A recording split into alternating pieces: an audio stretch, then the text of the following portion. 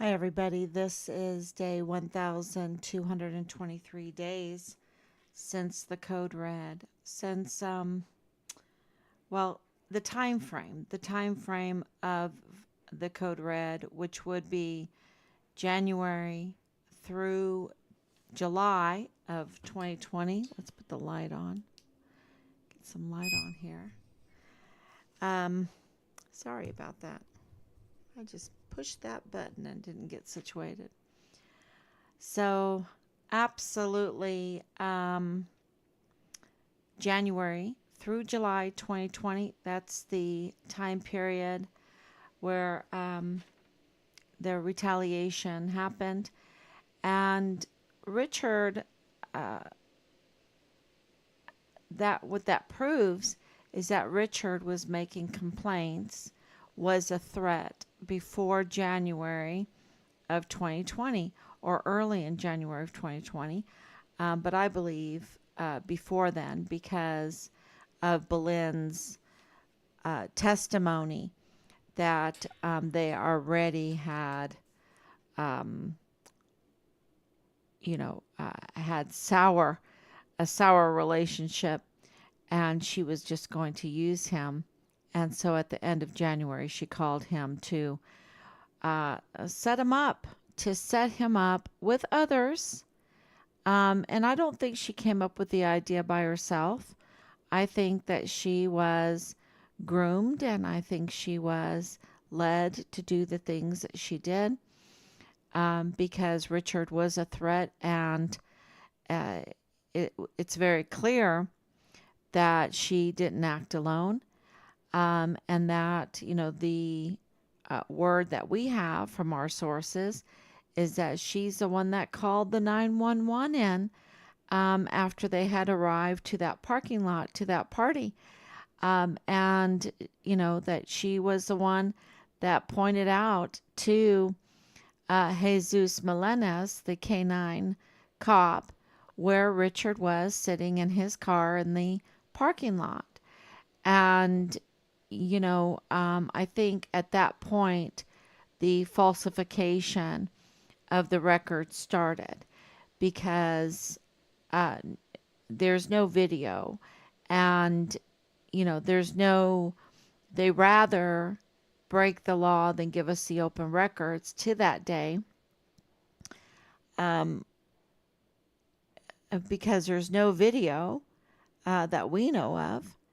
And if Richard was caught on video doing anything wrong, they would have plastered it everywhere. um, so it's very, very clear that they have no video, or that the video shows that he was totally sober.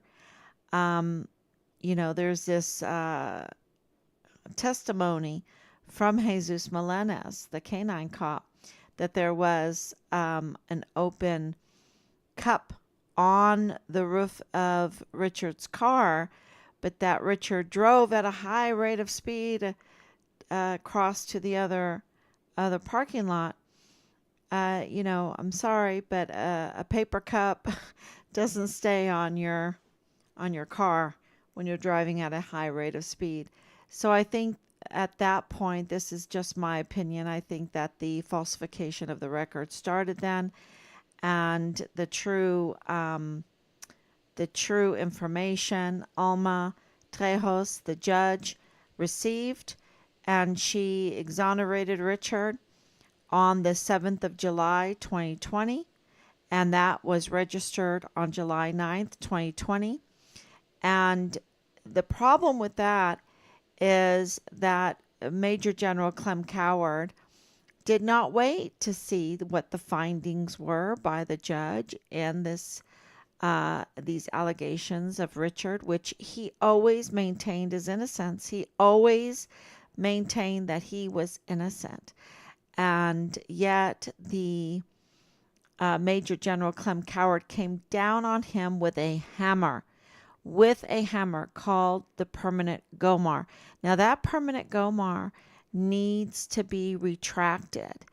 And that's something I think we're going to work on, is getting that retracted, because they've retracted everything else.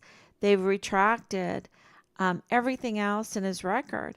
And that needs to be retracted as well. And they even promoted him twice um, since he was murdered.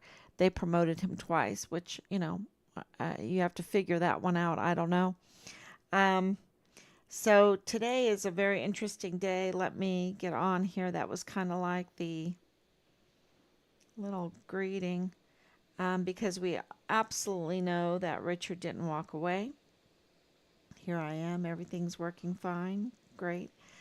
Um, so we had a great weekend with family. I hope everyone did too. Um, Coming on late, burning the midnight oil. But that's okay. I'm hoping that we can get a little bit earlier, but we'll do what it takes. That's what it's all about. And today was a very interesting day because the divorce trial between James Courtney Hart and Leilani Hart started. And it's very, very interesting. A lot of very interesting things are coming out of that. So I want to go over some of those things. And now this is a little bit. Um, uh, I'm going to give you the take um, from the first impression. I guess that's what it'll be. And then as this goes on, and we find out more, and our inner circle sources um, give us more information because we have so much information today. Oh my gosh, about files. I wanted to name this files um, being fabricated, falsified, manufactured. There is so much fraud going on. It's just, uh, that's why it's being exposed. That's why they've got too greedy. They've gotten too greedy and they're very messy. And the fraud is obvious now. The fraud, waste, and abuse is so obvious. And it's just pouring out, It's just pouring out. It's just coming up. Those stones are coming up. But I wanted to go over this divorce case. It's so, oh my gosh, y'all, it's so interesting because, in this case of Richard Halliday, and I know that it's connected to the Patrick Crucius case. So everyone has to keep that in mind that the perpetrators, the ones that are up to no good, this circle of criminals, uh, it's the same in the Patrick Crucius case as as it is in Richard's case, her son. And so, and all those roads lead to Leilani Hart. So it would not surprise me one bit if the Patrick Crucius case led to Leilani Hart. That Leilani Hart was,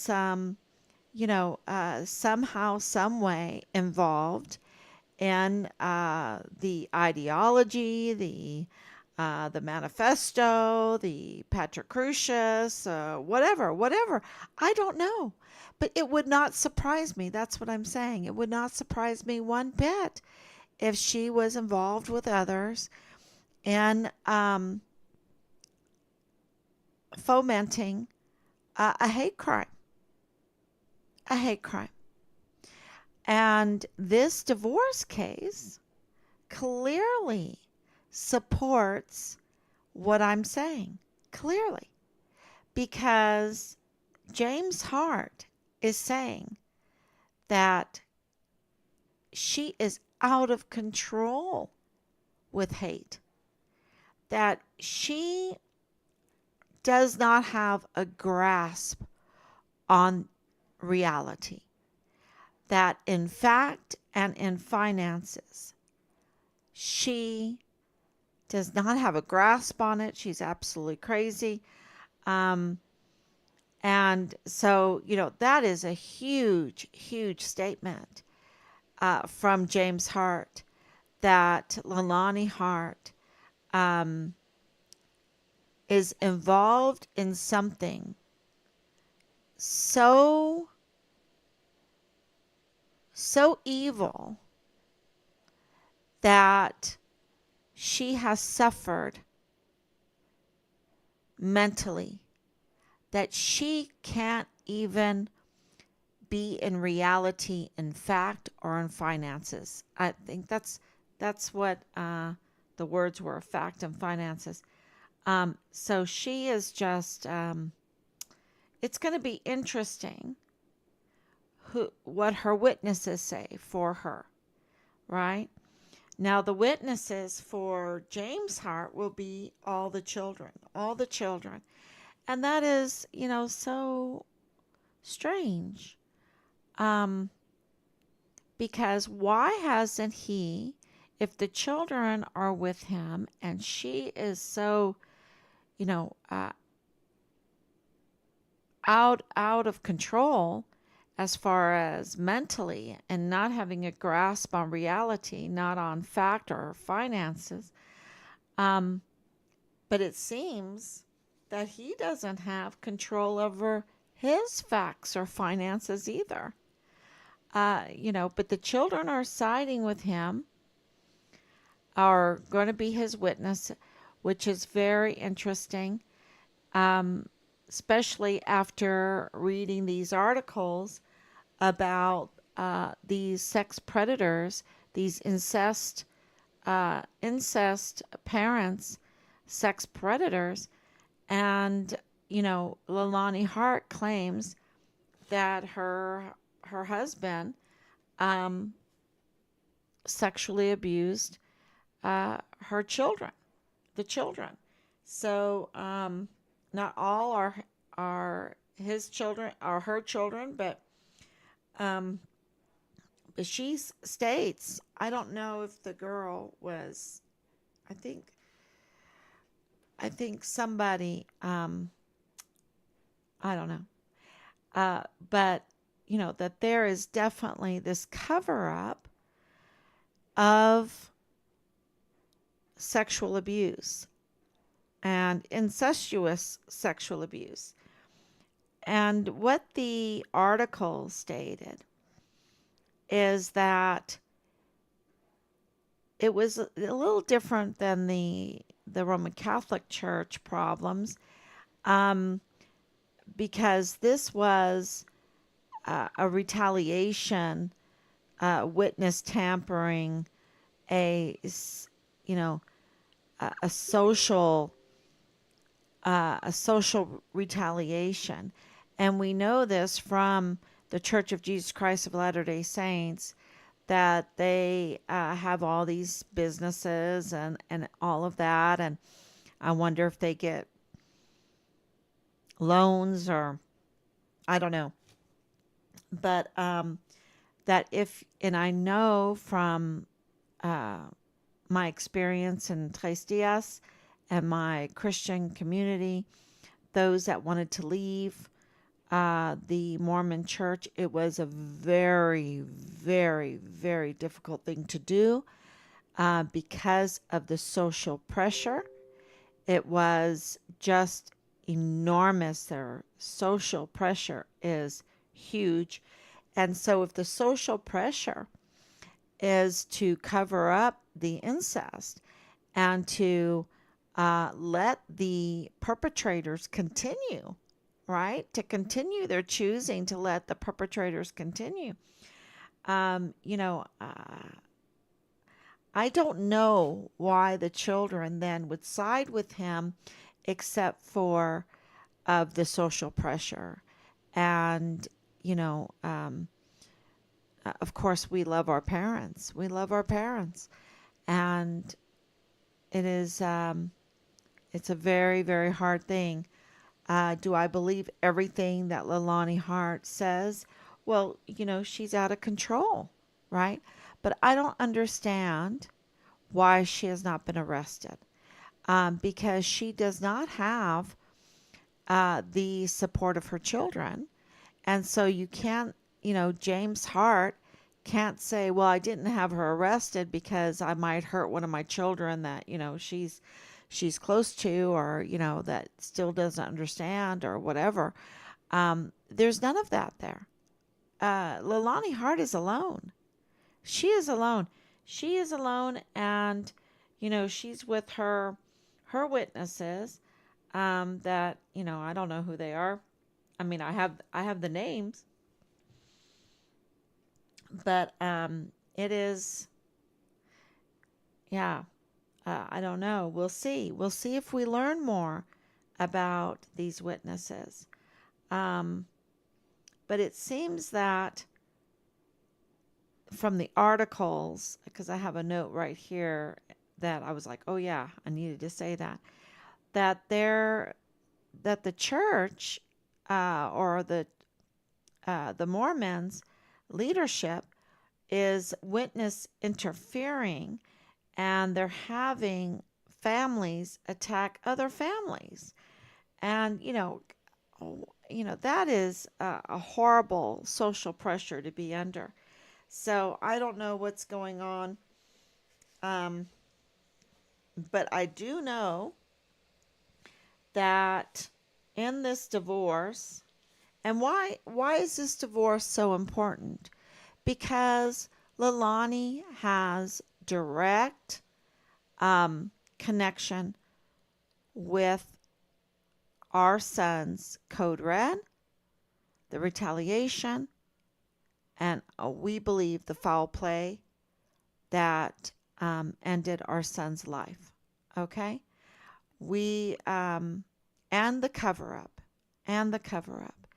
And this circle of criminals absolutely, uh, that we believe are responsible for our son's death and the cover up of it include Leilani Hart and James Hart and Dallas Hart. And that's why this divorce, we're trying to glean from this information. And the big news today is that the family has a lot of problems. Okay, has a lot of problems, and when a family has a lot of problems, the problems that they have, they will be tempted to participate in illegal endeavors to, maybe solve some of their problems. And so I think that that is huge news. And what do I mean by that? Um, One, that they have a money problem, that their accounting is showing here in the United States. Now, they might have foreign bank accounts. Okay. I lived in Germany for a long time. I lived in Ireland for a long time. And we had an Irish bank account, of course. We had do we have a German? I don't think we ever had a German bank account. We had an Irish bank account. And, you know, we had to have that to pay the bills and all of that. So if you are connected to another country, which Leilani Hart is, if you are connected to another country like James Hart is connected to the Philippines and Leilani Hart to Samoa. And it is interesting that a Samoan is one of her witnesses is a Samoan.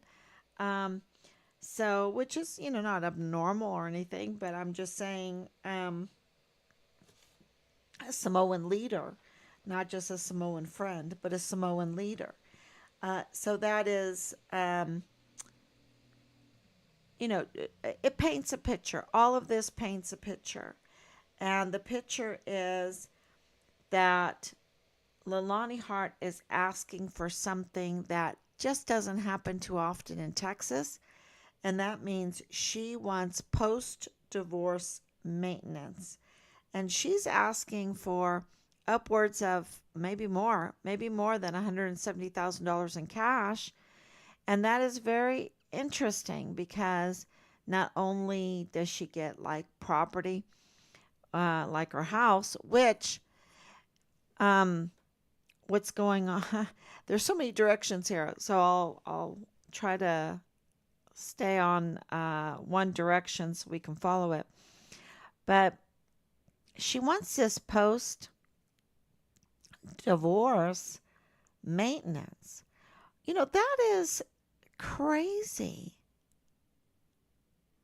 Where is her money going? She's 100% disabled. Being 100% disabled, she doesn't have to pay property taxes. Property taxes in El Paso is high, very high. She doesn't have to pay that. She doesn't have to pay property taxes, and she gets benefits.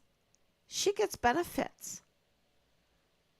Um, so, and if she gets the house and, she just, part of the divorce is that she just bought a brand new truck, um, at least $40,000. Uh, you know, so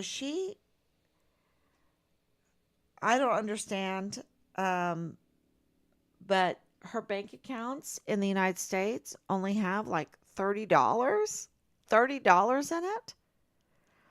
I don't think she wants to stay here. I think she wants to go to a different country or somewhere else. And I think, this evidence, um, and I have some more evidence. James Hart maintains or lets out of the bag that Leilani Hart hasn't even paid her mortgage for 24 months. For 24 months. So at least 24 months. So that tells you something. She doesn't want to stick around. She is not wanting to put any money into that house. She didn't care about that house. She only has a little, like $30 in her bank account, but yet she gets benefits, full 100% disability benefits. Um, so what's going on? You know? Then on James's side, uh, he he has a major problem. He has a credit card problem. Um, yeah, let me make sure I'm reading this all right. She has a credit card. He has a credit card. James Hart is up to his neck in debt in the United States. Is he trying to get to the Philippines? I, this is just what because don't tell me that he cannot manage his money. He is an apt man. Okay, he might be a criminal. He might be up to no good. He might use the talents that God has given him to do things that are pretty despicable. Um, but he's not.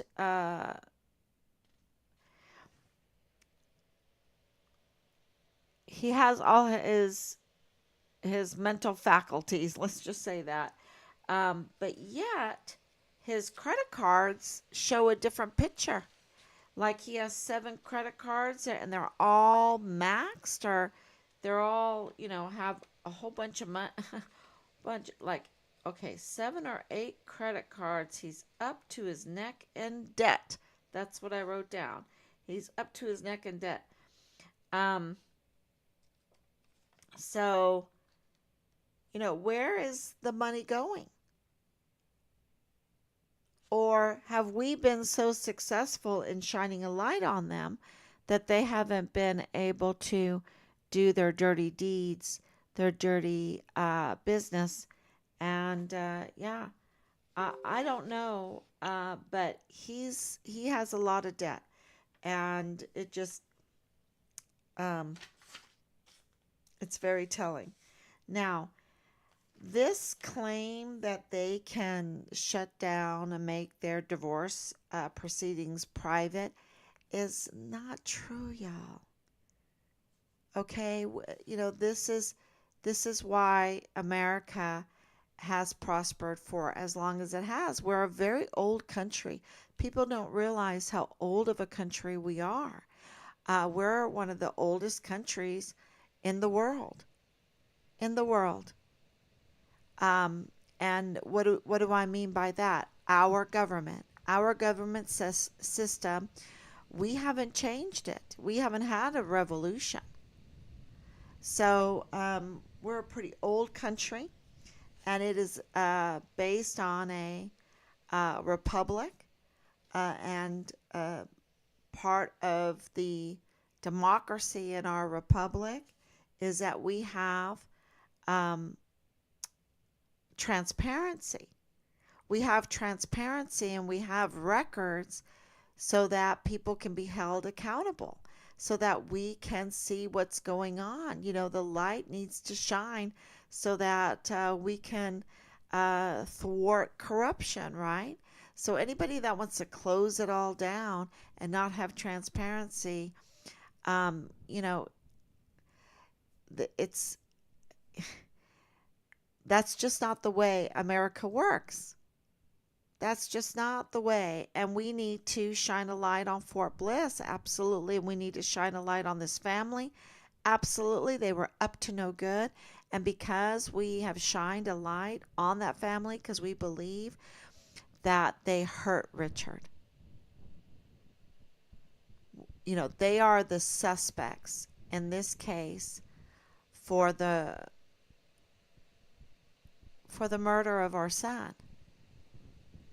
And that's why this is so important to follow.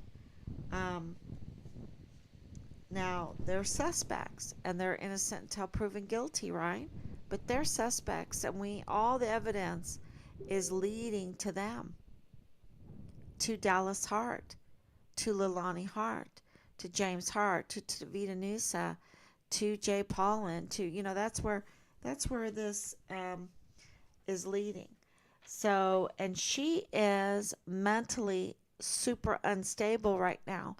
Well, when you lead that kind of criminal life and you do the vile and vulgar things, because another thing that has come out of this divorce proceeding is that they were regularly engaging in sexual threesomes.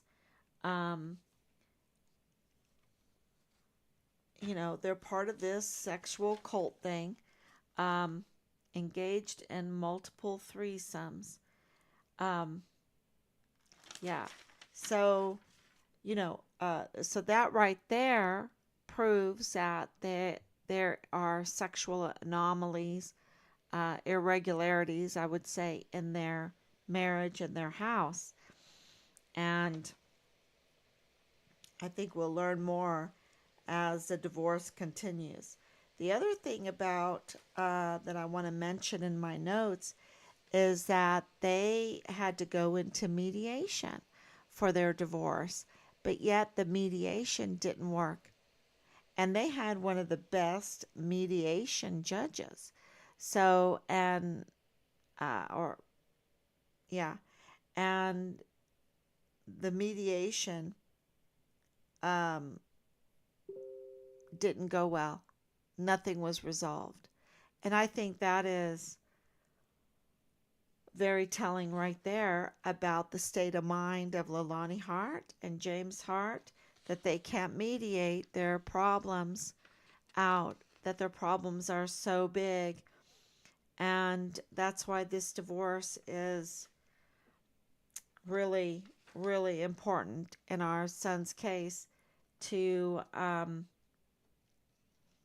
have some more evidence in the crimes committed against Richard. Okay. because absolutely he was reporting sex crimes. If they're regularly engaging in threesomes, and then she's reporting incest, um, we'll see if that comes up with the child pornography. I don't think it will because that's a big crime. That's a big crime. So, changing subject now. I think I've got uh, my notes covered on that one. There's so much more, though. There's so much more. Um, the uh, I want to talk about Thomas Kane. I absolutely do. Let me pull up my notes on that too. I want to talk about Thomas Kane because um, he had a relationship with Leilani Hart. Okay. And, you know, when you say, when you have a good relationship or a close relationship with Leilani Hart, and Leilani Hart is the main suspect along with um, Dallas Hart in the disappearance and the murder of our son. And, you know, he has inside information and is close to Leilani Hart. And I wonder if he was close to Dallas Hart. I wonder how this all is connected to the Patrick Crucius case. Yeah. Uh, yeah. Um, but when you say that Richard was a good meal for the coyotes,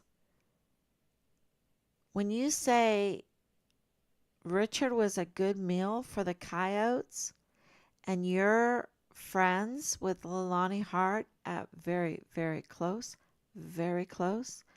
Um, I don't know if the threesome played a part in this, but if when you say something like that and you are the director of emergency services for Fort Bliss, when you are the chief of security of Fort Bliss, and you say something like that, um, it is so it's so unprofessional and damaging and so disrespectful, so insensitive. You know, when he is saying that Richard Halliday is like Vanessa Guillen and he's food, he's a good meal for the coyotes and he's a Vanessa Guillen. And he's friends with Leilani Hart. Okay. Uh, the other thing is we have it confirmed that he was having affairs, that he was having extramarital affairs. Um, so Thomas Kane is just getting to be an unreliable source, right? And well, he is not doing his duty as DES, right? He absolutely didn't. And, you know, this defamation that and his dereliction, the defamation and the dereliction of his duty is just astounding. Um, yeah, that's so unprofessional. So I wanted to talk about um, his letter that claims um, that the JAG is operating outside of the law, that the administration on Fort Bliss is up to no good, is not is working outside of the law, and that is in relationship to tampering with a key witness in our son's case without having a packet, without doing any kind of investigation, and just with a little investigation. And of course, the person they'd have to investigate would be Leilani Hart. And, so this really damages uh, Thomas Kane. Absolutely.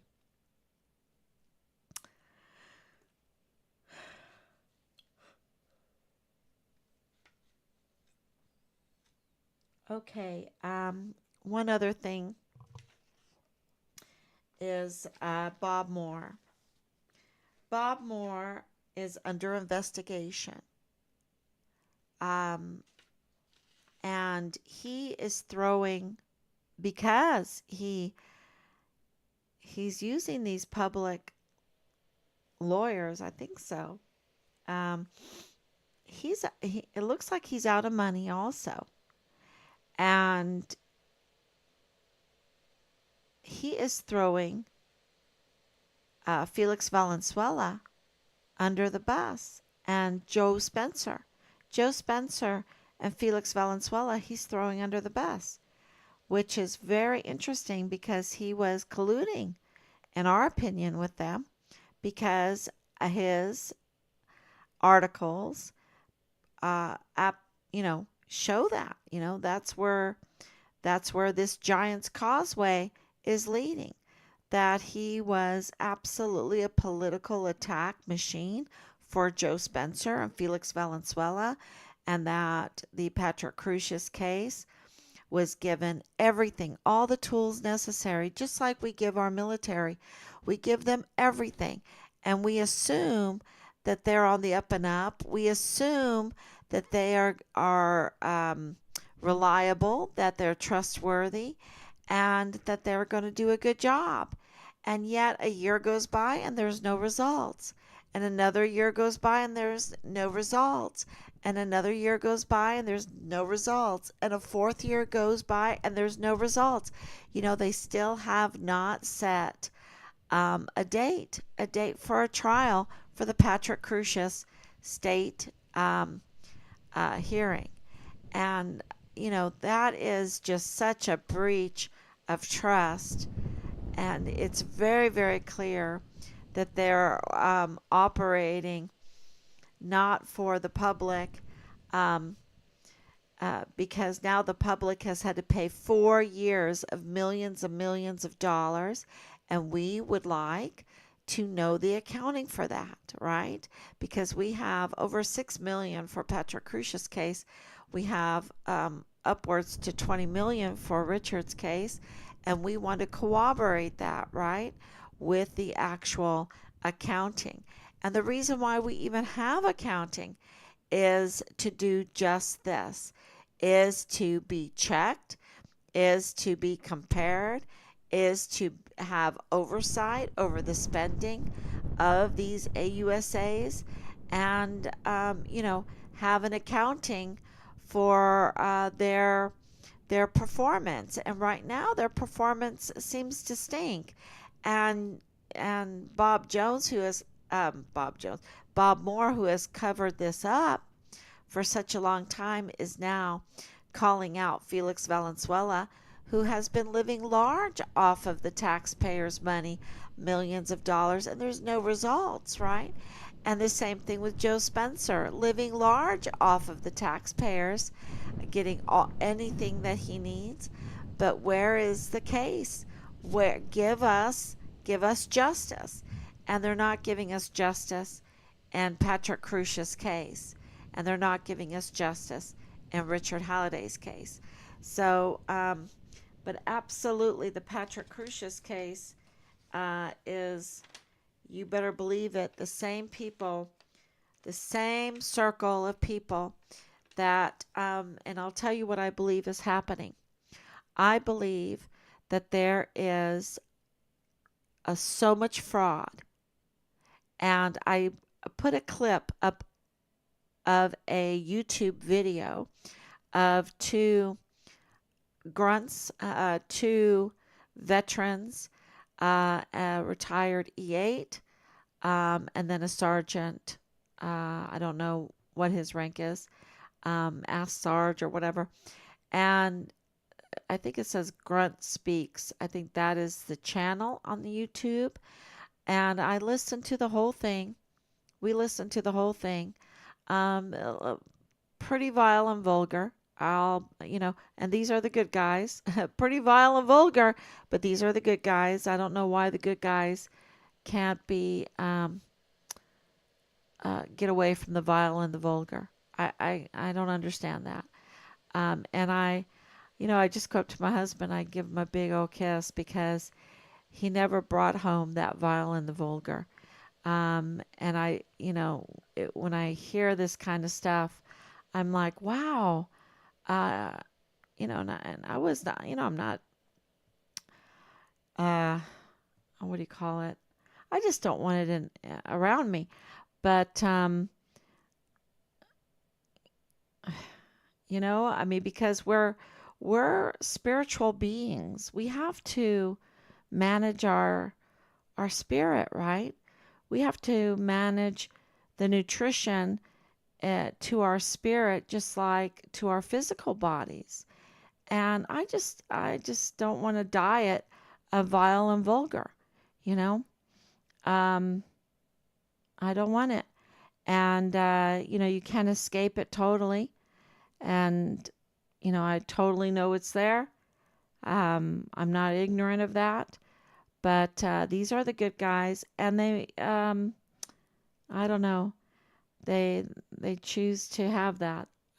It, anyway, uh, so, but what they're saying in the little clip that I edited out is about Fort Bliss and about Fort Hood and how, you know, Fort Bliss and Fort Hood totally connected. Fort Hood now they call Fort Cavazos. If I was a Cavazos family, I would say, hell no, get my name off of Fort Hood. Um, but yeah, because they gave it Fort Cavazos, but then they assigned the dirtiest, the most vile and vulgar general, Lieutenant General Sean Bernabe. I mean, gag me with a spoon, and it's not even that vile. It's much more vile because our he committed crimes against humanity. I mean, he covered up um, the the finding and the release of our son's remains. I really believe that. I really believe that because all the evidence points to that that's exactly what they've done. And they use this circle of criminals in these very, the choicest of positions to carry it out in the IG, in the CID, in Park University, in the VA, of course, in the VA, in the CYS, in the CPS, at the El Paso Police Department, at the MPs, and of course in the mortuary affairs in William Beaumont Army Medical Center. They have people in the choice family affairs. Um, they have people in the choicest of positions, um, and they carry out this absolutely vile and vulgar criminal syndicate, these crimes that manufacture manufacture all kinds of evidence and witnesses and this, but they also falsify. They steal identities. That this is about stolen identity. This is about falsifying records in the mortuary affairs, in mishandling of the remains of the deceased soldiers. And, was this connected to the victims of Patrick Crucius? Because did they mishandle those remains? And I absolutely believe that a lot of very, very bad things are happening in the mortuary affairs on Fort Bliss, and that it happened to Richard. So that is, you know, Bob Moore is using, I'm sure he absolutely knows that a lot of no good is going on because they allow these security breaches on Fort Bliss. And in order to get away with all of their criminality, there has to be a falsification of the reports. And, you know, everyone everyone knows that Fort Bliss and Fort Hood have a lot of problems. And in that clip from Grunt Speaks on YouTube, he says he was at Fort Bliss and his his command were falsifying reports at putting our service members in danger, threatening their lives. And, it's just stunning that that came up right when we were looking into it. God provides. And, uh, yeah, it came up on a Telegram post that I follow, and it was just incredible that I even listened to it, that I even had time to listen to it. But I wanted to hear what these soldiers had to say, these old soldiers. And so Rob and I were listening, and we're like, oh my gosh, he just helped us out because he proved that there is documents proving, because he was a whistleblower for the falsification of records, that that was happening, and that the sergeant major of the Army uh, said that he would not make E9 because he was whistleblowing on the falsification of the records, and he didn't make E9. And so, as a whistleblower, he was retaliated against. There's so much in that little clip, and I hope that everybody can review it over and over again and understand the crime that he is reporting that is happening at Fort Bliss through that amazing YouTube clip. So, and Bob Moore now knows that these things were happening, but he also, even with his living large tax free status from the IRS, was looking the other way, was participating, I believe, in this criminal circle and with Angela Kachurga. And now that we have put in letters, and I think other people also, he now is inserting himself into the Patrick Crucius case and throwing Felix Valenzuela and Joe Spencer under the bus. And why is he throwing Felix Valenzuela, who this week put out, no, no, no, we can't have open records. We can't have transparency. We can't let the taxpayers know how we spent their money. We can't have that. No, yes, taxpayers want to know how they have spent their money in 4 years. 4 years. Year one goes by, they're living large. Year two goes by, they're living large on all of the money given to them to prosecute and defend this case, and they are just not doing anything. And of course we believe that they're involved in Richard's case. Maybe that was what was taking their time, but still they have not delivered in year one, they have not delivered in year two, they have not delivered in year three, and they have not delivered in year four.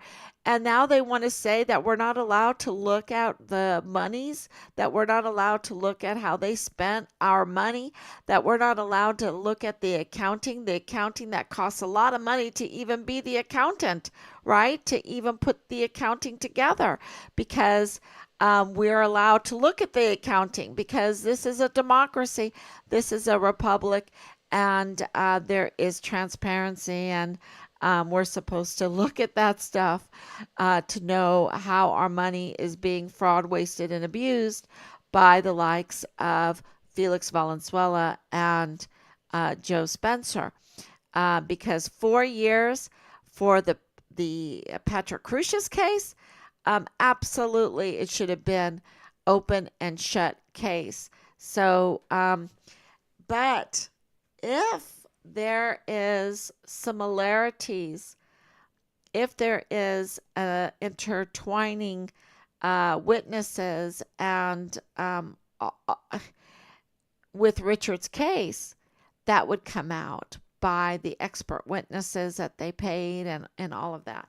So Bob Moore needs to be put under investigation. He needs to lose his IRS 5013 C3, whatever that's tax-free status is. He needs to lose it because now it's a little bit too late to try to be a journalist. What he's doing is he is simulating, he's faking being a journalist right now, and he can't simulate being a journalist right now because he has article after article after article proving that he was witness tampering in our case, that he was interfering in our son's case, and that he was obstructing justice in our son's case.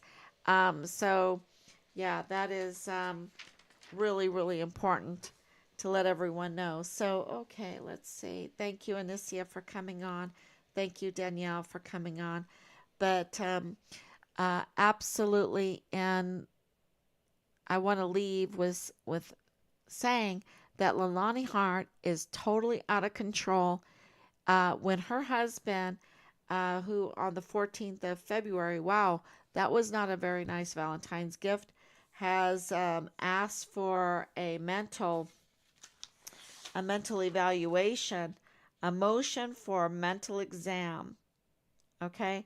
That he claims that she is not mentally able to know the difference between non-reality and reality. Um, yeah, and that he is claiming that she's cruel and alienating him from his family. I don't understand that because his family is all on his side. I don't understand that. And then she's claiming, and I'll get more, um, that she's claiming that he's stealing like 100,000 from her. Wow, wow. She only has $30 in the bank. Nothing makes sense. James also files a motion to protect his estate because she hasn't paid the mortgage in 24 months. She's not planning on sticking around, that's for sure. Um, so that's that's the big news here. And also, I have not heard anything about the active duty soldier. Of course, no news is good news for the holidays. I'm hoping, pray for him. Please sign the petition that's up there. That's very, very important. And then also the the pending arrest of Leilani. Um, we're still praying and waiting for that. And so maybe after the holidays, we'll hear more about that situation. But that is still ongoing. Okay. So thank you, everyone. Um, so we're going to be focusing, of course, on Leilani Hart. And with this divorce information, we'll be writing the general again to let him know about it, right? To let him know how evil he is by obstructing justice, by obstructing a key witness in our son's case that would help us in his office to get information to find Richard. And yeah, the Vanessa Guillen first absent soldier. And that the Major General James Eisenhower chooses not to. Chooses not to. But we're going to write him some more letters, and we will let you know um, the responses. So thank you so much, everybody. And I will be back tomorrow. We're really burning the midnight oil again. We'll be back tomorrow, God willing. And